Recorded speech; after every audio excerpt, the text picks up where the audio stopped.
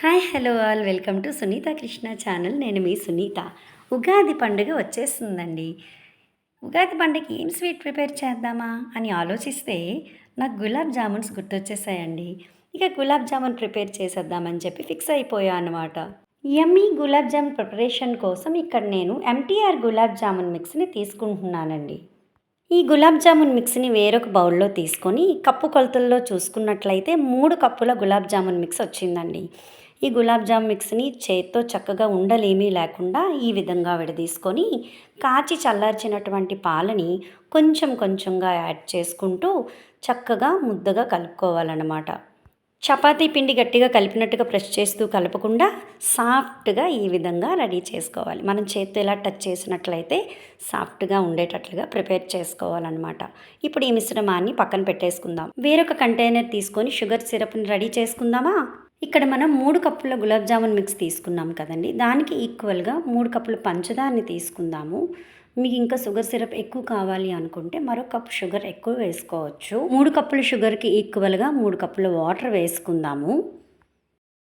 Sugar వేయటం, water వేయటం ఇవన్నీ కూడా నేను స్టవ్ ఆన్ చేయకుండానే చేస్తున్నాను. ఈ ప్రాసెస్ అంతా వాటర్లో ఆ పంచదార బాగా కలిసిన తర్వాత అప్పుడు నేను స్టవ్ ఆన్ చేసి గరిటతో కలుపుతూ ఆ మిశ్రమాన్ని అంతటిని కలుపుతూ ఉన్నానన్నమాట. పాకం ఎలా వచ్చిందని తెలుసుకోవాలి అనుకుంటే జస్ట్ దీనికి పాకం రావాల్సిన అవసరం కూడా ఏమీ లేదు. జస్ట్ మనం ఇలా 2 ఫింగర్స్ ఇలా టచ్ చేసి మనం చెక్ చేసినట్లయితే కొంచెం జిగురుగా ఉంటే సరిపోతుంది. ఈ స్టేజ్లో యాలక పొడిని ఒక 2 స్పూన్స్ వేసుకున్నాను నేను. ఇది పాకంలో బాగా కలిసే విధంగా మిక్స్ చేసి స్టవ్ ఆఫ్ చేసి పక్కన పెట్టేసుకుందాము. ఈ మిశ్రమాన్ని అంతటినీ గరిటతో మంచిగా కలుపుకోవాలి. ఇప్పుడు మనం ముందుగా కలిపి ఉంచుకున్నటువంటి గులాబ్ జామ్ మిక్స్ని చూడండి. ముందు నుంచి కలిపి ఉంచటం వల్ల చాలా సాఫ్ట్గా భలే ఉంది కదా. ఇప్పుడు వీటిని మనకి కావలసినటువంటి సైజులో చిన్న ఉండలుగా చేసుకుందాం. సాఫ్ట్గా వాటిని ప్రిపేర్ చేయాలన్నమాట, ప్రెస్ చేయకుండా అన్నింటినీ ఉండలుగా ప్రిపేర్ చేసేద్దాం. ఇప్పుడు మీరు ఇక్కడ చూసినట్లయితే ఎక్కడ పగుళ్ళు లేకుండా చాలా చక్కగా వచ్చాయి కదా. ఇప్పుడు స్టవ్ వెలిగించి ఆయిల్ వేసి ఫస్ట్ మీడియం ఫ్లేమ్లో పెడదామండి.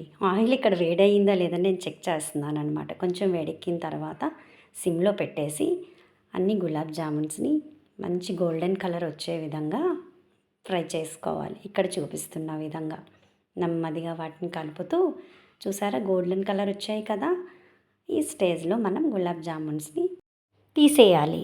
ఇలా అన్ని గులాబ్ జామున్స్ని ఫ్రై చేసుకొని ముందుగా మనం రెడీ చేసుకుని ఉంచినటువంటి షుగర్ సిరప్లో వేసుకోవాలి. ఇంకా యమ్మీ యమ్మీ గులాబ్ జామున్స్ రెడీ అయిపోయాయి. మీకు నచ్చినట్లయితే బాదం, జీడిపప్పు చిన్న చిన్న ముక్కలుగా కట్ చేసుకొని ఇందులో వేసుకున్నా బాగుంటుంది. ఇలాంటి మంచి వీడియోస్ కోసం సునీత కృష్ణ ఛానల్ని లైక్ చేయండి, షేర్ చేయండి, సబ్స్క్రైబ్ చేసుకోండి. Thank you.